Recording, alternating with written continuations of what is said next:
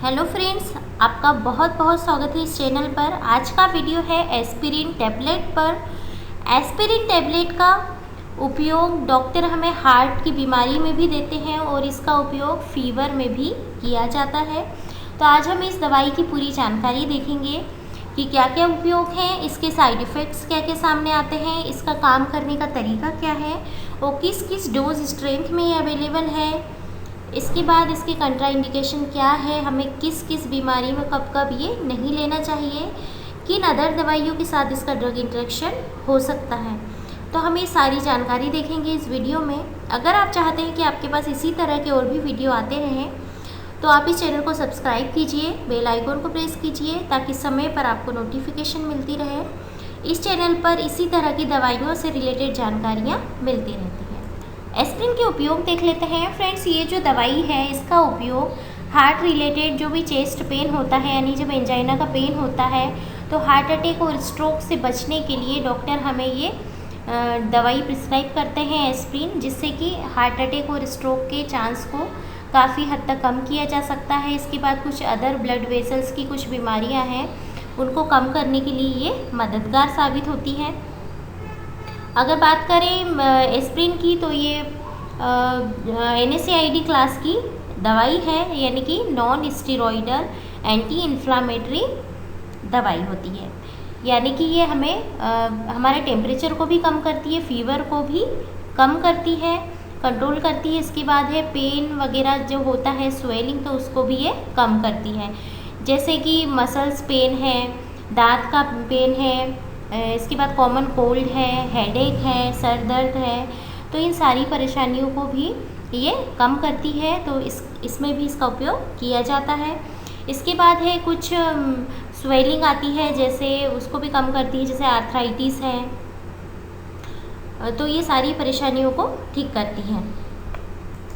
इसके बाद है अगर आपकी कोई हार्ट सर्जरी हुई है, बाईपास सर्जरी है या फिर कोरोनरी स्टेंट डला हुआ है, एंजाइना का अगर पेन है और आपको स्टेंट डला हुआ है आर्टरी में, तो इस प्रकार आपके डॉक्टर आपको लो डोज में एस्पिरिन भी प्रिस्क्राइब कर सकते हैं, क्योंकि ये जो दवाई है वो ब्लड थिनर के रूप में काम करती है और आपस में जो ब्लड होता है उसको चिपकने से बचाती है, जिससे कि क्लॉट से बचा जा सकता है। तो इस प्रकार ये हार्ट अटैक और स्ट्रोक की प्रॉब्लम को भी कम करती है।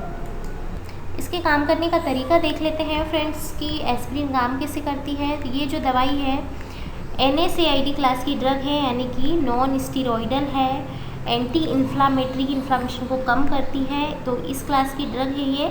इसके साथ में इसकी एंटी प्लेटलेट एक्शन भी होती है, मतलब कि जो प्लेटलेट्स होती हैं उनको आपस में चिपकने से ये बचाती है, जिससे कि खून का थक्का ना बने और हमारी बॉडी में कोई नुकसान ना हो। तो इस प्रकार हार्ट अटैक और स्ट्रोक के चांस को भी ये कम करती है। अब हम इसके कुछ कॉमन साइड इफ़ेक्ट्स देख लेते हैं। एस्पिरिन के कॉमन साइड इफ़ेक्ट्स हो सकते हैं हार्ट बर्न होना, इसके बाद है ब्लीडिंग टेंडेंसी बढ़ सकती है, जैसे आप शेविंग कर रहे हैं या नेल्स कटिंग कर रहे हैं तो उसके दौरान ब्लीडिंग हो सकती है, नोज़िया वोमिटिंग हो सकता है, स्टमक अपसेट, ये सारे कॉमन साइड इफ़ेक्ट हैं। इसकी ब्रांड नेम देख लेते हैं फ्रेंड्स। जो एस्पिरिन दवाई है वो इकोस्प्रिन के नाम से भी मिलती है, एक फेमस ब्रांड नेम है इकोस्प्रिन। इसके बाद है एस्पिरिन के नाम से भी मिलती है, जेनरिक दवाई भी आती है इसकी। इसके बाद है लोप्रिन के नाम से मिलती है, जो कि टोरेंट फार्मास्यूटिकल की हुए है।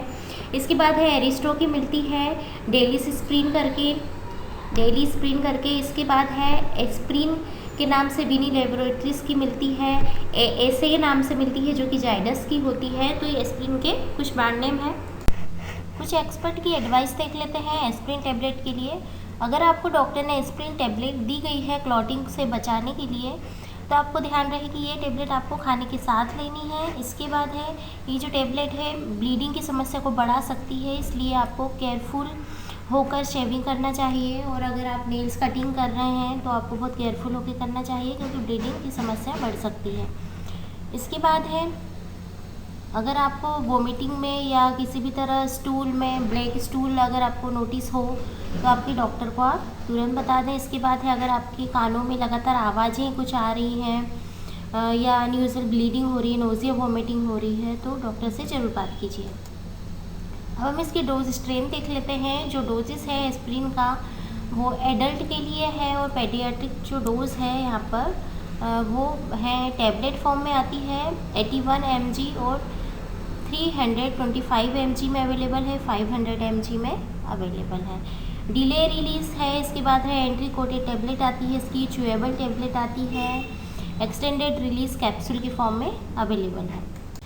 अब हम एस्पिरिन टैबलेट का डोज देख लेते हैं। तो अगर पेन और फीवर के लिए डॉक्टर आपको प्रिस्क्राइब करते हैं तो एडल्ट डोज यहाँ पर 325 mg से लेकर 650 mg तक दिया जाता है ओरली रेक्टली, जो कि हर 4 घंटे से 6 घंटे में आपको लेने की ज़रूरत होती है। अगर कंट्रोल रिलीज एक्सटेंड या डिले रिलीज टैबलेट दी गई है तो 650 mg की हो सकती है।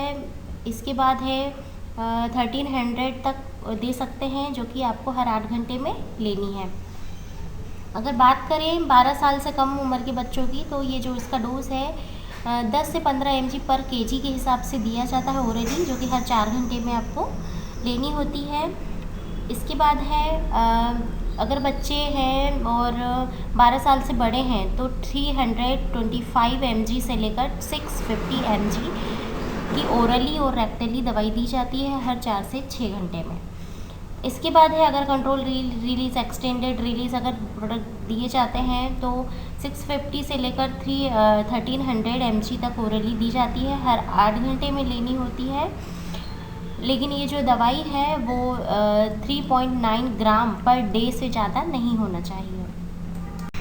अगर बात करें इसके ड्रग इंटरेक्शन की, कौन कौन सी दवाई इसके साथ नहीं लेनी चाहिए, तो अगर आपको डॉक्टर ने एस्पिरिन दी है हार्ट अटैक स्ट्रोक से बचाने के लिए तो आपको इसके साथ आइबुप्रोफेन को अवॉइड करना चाहिए, क्योंकि जो आइबुप्रोफेन है वो एस्पिरिन के साथ कम इफ़ेक्टिव हो जाती है और ये हार्ट और ब्लड वेसल्स को जो प्रोटेक्शन करती है वो कम करेगी।